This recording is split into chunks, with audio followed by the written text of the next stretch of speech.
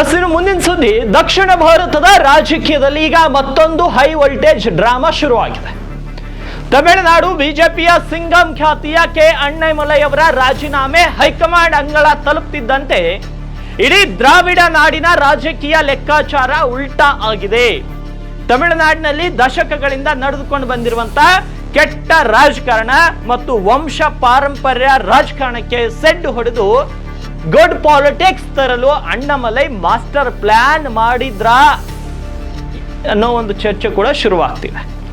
ಹಾಗಿದ್ರೆ ದೆಹಲಿಯಲ್ಲಿ ನಡೆದಿದ್ದೇನು, ಅಣ್ಣಾಮಲೈ ಯಾಕೆ ರಾಜೀನಾಮೆ ಕೊಟ್ಟರು, ಅಲ್ಲಿ ಏನ್ ಟ್ವಿಸ್ಟ್ ಬಂತು ಅಂತ ನೋಡೋದಾದ್ರೆ, ತಮಿಳುನಾಡು ಬಿಜೆಪಿ ಮಾಜಿ ಅಧ್ಯಕ್ಷ ಕೆ ಅಣ್ಣಾಮಲೈ ಇತ್ತೀಚೆಗೆ ದೆಹಲಿಯಲ್ಲಿ ಪಕ್ಷದ ರಾಷ್ಟ್ರೀಯ ನಾಯಕರಾದ ನಿತಿನ್ ನಬೀನ್ ಅವರನ್ನ ಭೇಟಿಯಾಗಿ 5 ಪುಟಗಳ ರಾಜೀನಾಮೆ ಪತ್ರವನ್ನ ನೀಡಿದ್ರು ಎಂಬ ಸುದ್ದಿ ಸಂಚಲನ ಸೃಷ್ಟಿಸಿತ್ತು.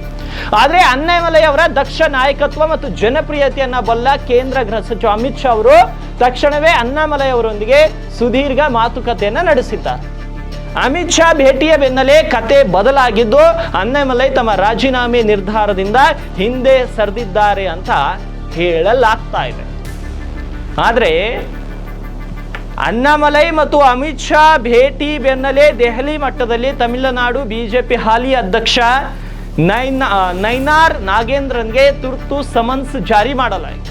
ಪಕ್ಷದ ಒಳಗಿರುವ ಬಣ ರಾಜಕೀಯ ಮತ್ತು ಕೆಟ್ಟ ರಾಜಕಾರಣಕ್ಕೆ ಬ್ರೇಕ್ ಹಾಕಲು ಹೈಕಮಾಂಡ್ ನಿರ್ಧರಿಸಿದ್ದು, ತಮಿಳುನಾಡಿನಲ್ಲಿ ಕಮಲದ ಒಟ್ಟಾರೆ ರಣತಂತ್ರವನ್ನ ಬದಲಾಯಿಸಲು ವರಿಷ್ಠರು ಮುಂದಾಗಿದ್ದಾರೆ.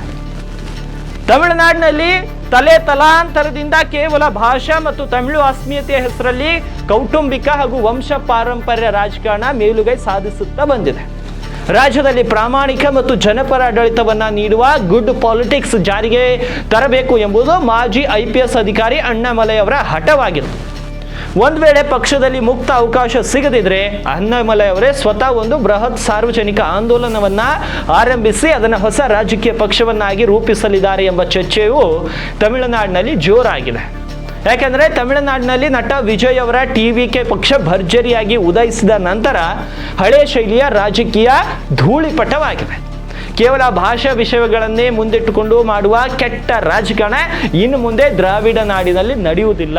ದ್ರಾವಿಡ ಯುಗ ಮುಗಿಯುತ್ತಾ ಬಂದಿದ್ದು ಈಗ ಜನರಿಗೆ ಗುಡ್ ಪಾಲಿಟಿಕ್ಸ್ ಬೇಕಾಗಿದೆ ಅಂತ ಅಣ್ಣಾಮಲೈ ಆಪ್ತ ಮೂಲಗಳು ತಿಳಿಸಿವೆ. ಹಾಗಾಗಿ ಸದ್ಯದ ಪರಿಸ್ಥಿತಿಯಲ್ಲಿ ಭ್ರಷ್ಟಾಚಾರ ಮತ್ತು ವಂಶವಳಿ ರಾಜಕಾರಣದ ವಿರುದ್ಧ ಧ್ವನಿ ಎತ್ತಬಲ್ಲ ಏಕೈಕ ಗಟ್ಟಿಯಾದ ನಾಯಕ ಅಣ್ಣಾಮಲೈ ಮಾತ್ರ ಎಂಬ ಮಾತುಗಳು ಕೂಡ ಕೇಳಿ ಬರುತ್ತಿವೆ. ಆದರೆ ಒಟ್ಟಿನಲ್ಲಿ ಅಣ್ಣಾಮಲೈ ಅವರ ಈ ನಡೆ ತಮಿಳುನಾಡಿನ ಸಾಂಪ್ರದಾಯಿಕ ರಾಜಕೀಯದ ಬೇರುಗಳನ್ನೇ ನಡುಗಿಸಿದೆ. ಹೈಕಮಾಂಡ್ ಅಣ್ಣಾಮಲೈ ಅವರಿಗೆ ಯಾವ ಜವಾಬ್ದಾರಿ ನೀಡಲಿದೆ, ದಕ್ಷಿಣದಲ್ಲಿ ಗುಡ್ ಪಾಲಿಟಿಕ್ಸ್ ಗೆಲುವು ಸಾಧಿಸುತ್ತಾ ಎಂಬುದು ಕಾದು ನೋಡಬೇಕಾಗಿದೆ.